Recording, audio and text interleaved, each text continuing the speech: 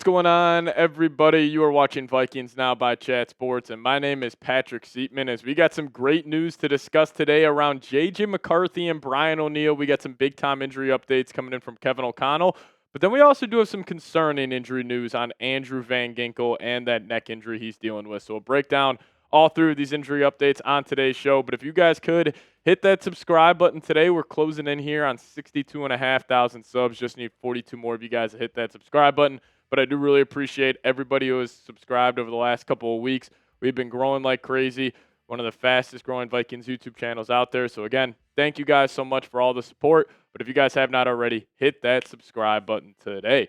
So the great news for us Vikings fans, this coming in last night from Jeremy Fowler, him tweeting out Vikings right tackle Brian O'Neill suffered a sprained MCL Sunday in Ireland. The two-time Pro Bowler could miss some time. He's maybe saying, well, what's the great news there? Well, I thought it was going to be a complete MCL tear and Brian O'Neill was going to be out for the whole season.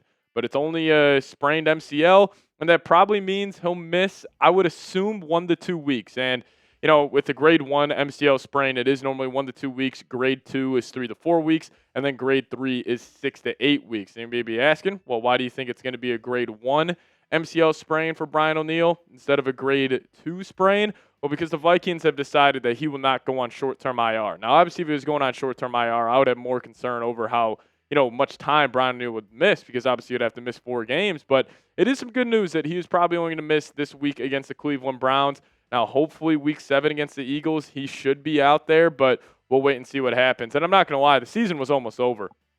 Like, if the Vikings would have lost Brian O'Neill, I can't underreact to how catastrophic that loss would be. Because then you're going from Brian O'Neill to Justin School. We've already seen the fall off from Christian Darrisaw to Justin School. It completely changes how this offensive line plays. And if you were to lose Brian O'Neill for the rest of the season, the offensive line, like even if you got the 4 other guys all fully healthy, it still would have been a massive blow to lose Brian O'Neill. He's one of the better right tackles in the league. He's a key part to this offensive line. So I thought the season was almost over with him potentially being out for the year. But good news, it's just an MCL sprain. And that kind of leads me to this. Find a way to win a football game on Sunday. Because now it is on the table that week 7, this football team is getting incredibly healthy. Not only defensively with Andrew Van Ginkel and Blake Cashman, hopefully both those guys being back for week 7, but also offensively, you're getting C.J. Ham back in the fold, and you could potentially see this 5-man offensive line finally play. Like, we have not seen them take one snap together this offseason. This season. Darrisaw, Jackson, Kelly, Fries, and Brian O'Neill. Those 5 have not played one snap during the regular season so far. So week 7, coming off the bye, that could be huge. So just try to find a way to win a football game this Sunday. You move to 3-2, and you have a gauntlet of a schedule coming up. But we also haven't seen this Vikings team even close to 90% healthy. But week 7 could be one of those big-time games. And, the offensive line, it's been really underwhelming this season. Like, even the 5 guys who we're hoping to all get back for week 7. It's not like they've really played great football, but they've been way better than the backup offensive linemen. The backup offensive linemen have been terrible. I don't know how Justin School has a 57.7 PFF grade. It feels like he should be in the 20s. Blake Brendel wasn't too hot either in his one start this past week. Michael Juergens, he's been absolutely horrible.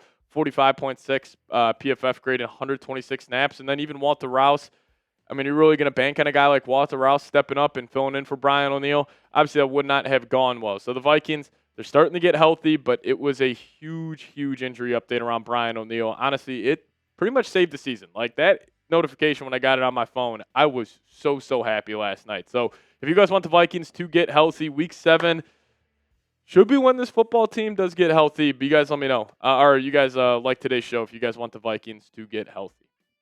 All right, so the not good news here, and then we'll talk about J.J. McCarthy on the second half, or on the tail half of today's show. But Andrew Van Ginkel, his neck, he's not going to practice at all this week. Kevin O'Connell already came out and said that, and that's incredibly concerning. Now, number one, the Vikings clearly missed Andrew Van Ginkel last week. Now, I understand against the Cincinnati Bengals, the guy only played 8 snaps, and the defense looked absolutely fantastic, but also he had 2 sacks on those 8 snaps, and also the Bengals offense is absolutely horrible right now.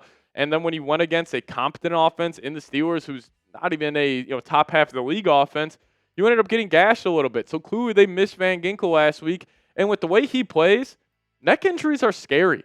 Like, we talk about that week 7 game as a spot where the Vikings could get very healthy. They could get a lot of their key guys back.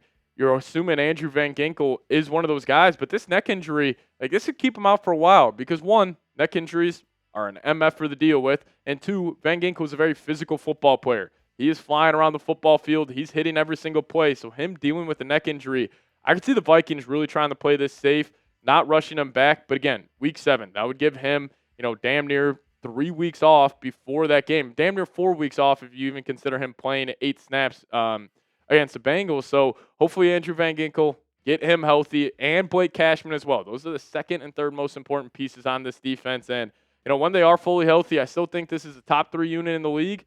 You guys let me know. When Van Ginkel and Cashman are back in the fold, what do you think? Do you think the Vikings have a top 3 defense when fully healthy? Give me a Y for yes or give me an N for no. You guys let me know your thoughts down below.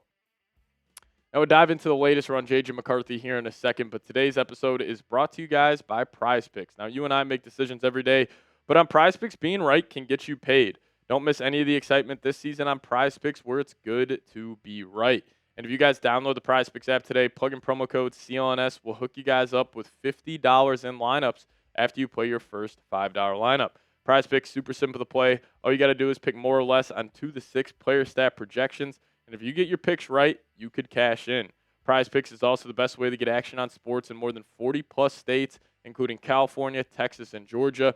PrizePicks is also super user-friendly, so all withdrawals are fast, safe, and secure. They offer Venmo, Apple Pay, MasterCard, and more for quick and easy deposits into your account this football season.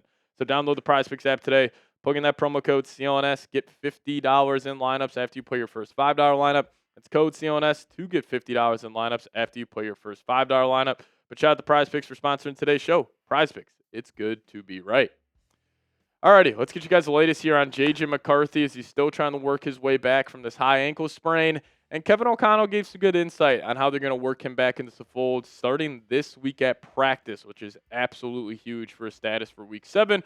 But KOC said this: my hope is, maybe not necessarily early on, we're going to handle Wednesday probably in a unique way from what could be kind of a hybrid day. But as we get into Thursday and Friday, I'm hoping we can at least get him out there and get him taking some drops and starting to get back in the normal rhythm of a practice week. So I'm reading this as JJ will be good for week 7. Like if he's already starting to practice this week, starting to get some live reps on air, give him another week off with the bye, I am assuming he will be fully ready to go for week 7. And no matter what happens this weekend, no matter even if Carson Wentz breaks the all-time record for most passing yards, passing touchdowns in a game, J.J. McCarthy is QB1. Going back and watching the film this past week of the Vikings offense against the Steelers defense, I'm honestly not even blaming Kevin O'Connell too much. Carson Wentz was flat out horrible. He was missing wide open receivers. Justin Jefferson ran free for it felt like about 3 touchdowns in that game, and Wentz just missed them. He got happy feet in the pocket. He had no rhythm. He was not accurate with the football. He was turning the football over. So I understand KOC, we were all kind of giving him issues with, no short, quick passing game, no commitment to the run. But honestly, after watching back the film, watching back this Vikings-Steelers game, the biggest reason why the Vikings offense struggled and didn't put up a lot of points, it was because of the quarterback. Carson Wentz was just flat out terrible. And on the J.J. McCarthy front here, don't sell your J.J. stock just yet. Because I already see, people still saying, oh, the Vikings, they got a massive quarterback problem. J.J.'s only played, 1 good quarter of football. You are right when you say that, but also this kid, he's only played 2 games. He's only played in 8 quarters. And he had a lot working against him in both of those outings. Didn't have Christian Darrisaw, didn't have Jordan Addison. So J.J., he'll be all right. Just got to trust this process. And if you could somehow get a win this weekend, you beat the Cleveland Browns, you move to 3-2, you get J.J. back, you get all these weapons back, you get that defense a little healthier, you got a chance to go on a run. It's going to be tough. The schedule is brutal. There's going to be lots of up and downs. But if we could just somehow sneak into the playoffs, get that 6 or 7 seed, it's definitely still on the table for this football team. You just got to get healthy and start playing some better football. But if you guys made it to the end of today's show, we appreciate all of you guys watching. And if you guys didn't make it to the end, just hit me with a skull down below in the comments section. Let me know where all the real ones are at. And also hit that subscribe button on your way out. Trying to hit 62,500 subs here on the show. But we'll see you guys next time. As always, Skull Vikes.